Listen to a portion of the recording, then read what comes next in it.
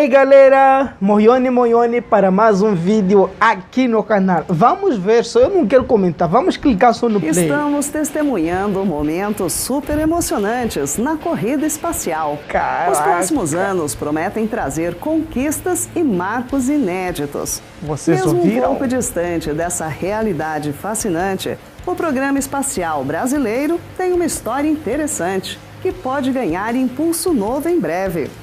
Brasil é outro nível. Já existe um programa espacial brasileiro. Moione para todos vocês aqui no canal. Se você está a chegar pela primeira vez, se inscreva.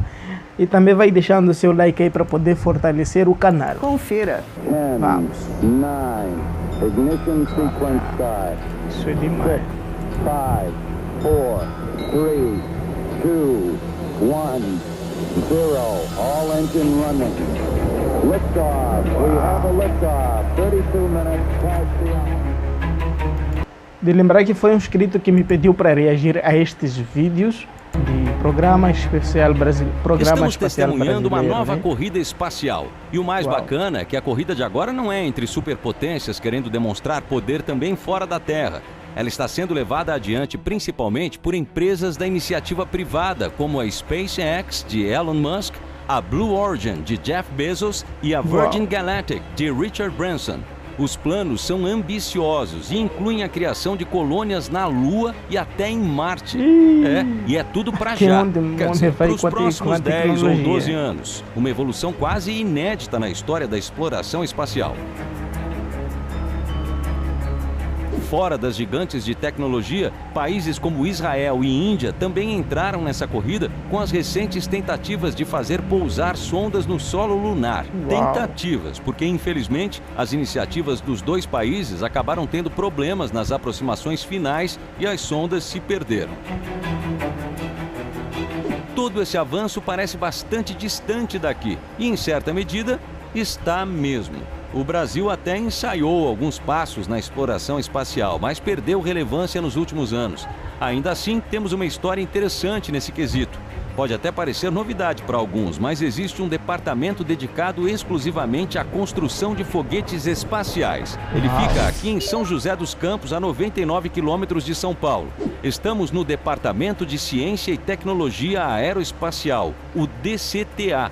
Já as bases de lançamentos dos foguetes brasileiros ficam no Nordeste, uma em Alcântara, no Maranhão, e outra em Natal, no Rio Grande do Norte, chamada Barreira do Inferno. E essa história vem de longe. Na década de 1960, o presidente Jânio Quadros criou uma Comissão Nacional de Atividades Espaciais que deu início ao Programa Espacial Brasileiro. Essa comissão tinha duas frentes. Uma era responsável pelo desenvolvimento dos foguetes e outra era responsável por sua utilização. O Instituto de Aeronáutica e Espaço, o IAE, criado em 1969, ficou no primeiro grupo, sendo que até hoje é o setor principal na produção de foguetes civis. Outro instituto conhecido que faz parte do DCTA é o ITA, Instituto Tecnológico da Aeronáutica. E eu já ouvi falar desse instituto, né? Num dos vídeos que eu reagi aqui sobre 5 universidades mais bem caras, alguma coisa relacionada do Brasil. Forma profissionais que também atuam nessa área. Então, o centro de pesquisa como o nosso, ele determina tecnologias que são desenvolvidas, algumas delas a gente desenvolve dentro de casa, dentro do centro, e algumas são desenvolvidas pela indústria. Os primeiros foguetes produzidos no país foram os foguetes de sondagem, que servem para levar cargas úteis à atmosfera para realizar pesquisas e experiências. Só para tirar sua dúvida, aqui em Moçambique ainda não começamos a produzir foguetes, ainda não estamos nesse nível. O espacial brasileiro sempre ele foi feito num conceito de família, que parte do desenvolvimento de um foguete era aplicado no foguete subsequente, isso com assim, um retorno econômico, né? Uma economia de desenvolvimento e assim, um aumento de confiabilidade, porque aquele motor já era conhecido, já tinha sido qualificado. Em 1967, o Sonda 1 deu o seu primeiro voo. Ao total, foram realizados 200 lançamentos. Ele era um foguete de sondagem de capacidade limitada. Depois, com dimensões maiores, foi criado o Sonda 2. O período de desenvolvimento desse foguete se deu em 6 anos e ele chegou ao espaço 61 vezes. Ele foi um estágio anterior para o próximo foguete da família, o Sonda 3. Foram 31 lançamentos e 8 anos para desenvolver o foguete. Já o Sonda 4 teve o seu primeiro voo em 1984. O foguete trouxe uma novidade comparado aos outros foguetes da família. De saber que o Brasil já vem fabricando foguetes a longa data, isso é incrível. Ele tinha grande capacidade de carga útil e era um foguete com tecnologia controlada, que significava que era possível manobrá-lo dentro da atmosfera. Depois dele, o Brasil conseguiu finalmente criar o seu primeiro foguete capaz de colocar um satélite em órbita. Ele foi batizado de VLS-1. Estávamos em 1985. O governo brasileiro, na década de 80, criou a Missão Espacial Completa Brasileira, que era uma missão que visava dar autonomia de lançamento de cargas úteis espaciais, de satélites, ao Brasil. Ela era composta de 3 partes. A primeira parte seria o satélite, um satélite nacional, que ficou a cargo do INPE, um foguete brasileiro, que ficou a cargo do IAE, isso tudo lançado de um centro de lançamento brasileiro, que é o Centro de Lançamento de Alcântara. Então, o Centro de Alcântara foi implantado para atender essa missão espacial completa brasileira. O VLS-1 nunca chegou a sair do planeta devido a várias falhas. Foram 3 tentativas de levá-lo ao espaço. Uma delas resultou em um acidente em 2003, 3 dias antes do lançamento, matando 21 técnicos que estavam na base de Alcântara. Que triste. Apesar do desastre, o programa espacial brasileiro continuou. Em 1990, um novo foguete de sondagem, o VS-40, foi construído. Ele não tinha o objetivo de ser um foguete comum. Na época, a ideia era ter um foguete para testar motores fora da atmosfera. Foram 2 lançamentos, um no Brasil e outro na Europa. O trabalho continuou com outros foguetes dessa mesma família. Chegamos inclusive a conduzir experiências no espaço, como o crescimento de cristais e experimentos biológicos. Até o ano passado, 2018, os foguetes da família VS já decolaram 55 vezes. Aí nós começamos o desenvolvimento, numa cooperação com o Centro Espacial Alemão, o DLR, o desenvolvimento dos foguetes VS-30 e VS-B-30.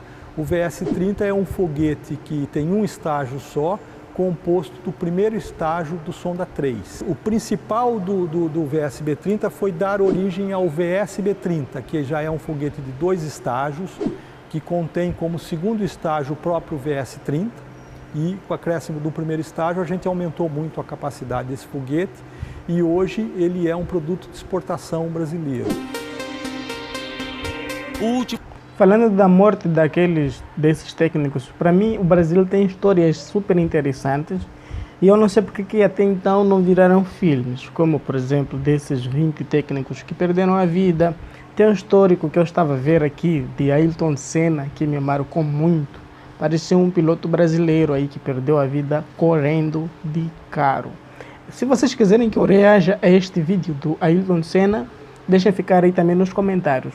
Também tem a cena já esqueci, mas dos chapecoenses, entre várias outras cenas que a gente já reagiu aqui do Exército Brasileiro, que deveriam virar filme, mas eu não sei porque que até então não há isso no Brasil. O foguete da linha VS ainda está sendo desenvolvido. O VS-50 é um foguete de capacidade maior que todos os outros. Ele está na etapa de qualificação, em que passará por testes no motor para saber as pressões internas, o empuxo e a força que está gerando. E já que ainda não tivemos sucesso em um foguete lançador de satélites até agora, o IAE está preparando um. O VLM-1 será um lançador de microsatélites. Hoje, o Brasil já produz e testa seus satélites em órbita, mas sempre com foguetes estrangeiros. O VLM-1 será o primeiro lançador de microsatélites feito em solo nacional. Como ainda está em fase de desenvolvimento, não há prazo para lançamento.